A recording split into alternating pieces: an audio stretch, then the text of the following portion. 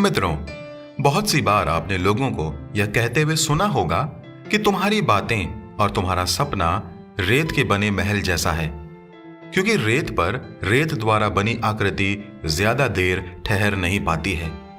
लेकिन इसी रेत ने हमारे देश के एक व्यक्ति को एक ऐसा मजबूत मुकाम हासिल कराया जिसका नाम विश्व भर में सैंड आर्टिस्ट के नाम से प्रसिद्ध हो गया।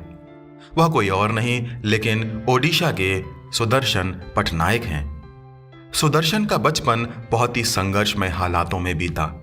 उनके पिता उनके परिवार को छोड़कर अलग चले गए थे। उनके घर की माली हालत ठीक नहीं थी। सुदर्शन पैसे की कमी के कारण 6वीं कक्षा तक ही अपनी पढ़ाई कर पाए थे।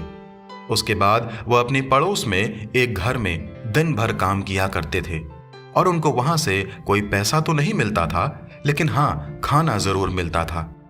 उनको पेंटिंग करने का शुरू से ही बहुत शौक था, लेकिन कलर और ब्रश खरीदना उनके लिए आसान बिल्कुल भी नहीं था।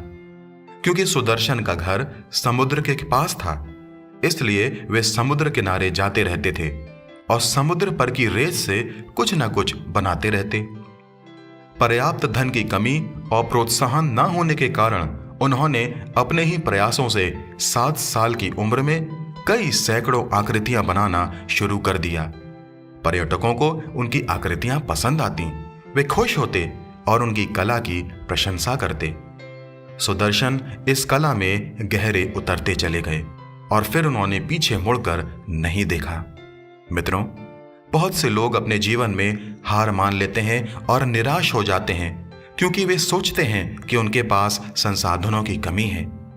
लेकिन जरूरी है कि हम अपना ध्यान उन संसाधनों और चीजों की ओर केंद्रित करें जो हमारे आसपास उपलब्ध हैं और खुद के प्रयासों से आगे बढ़ें।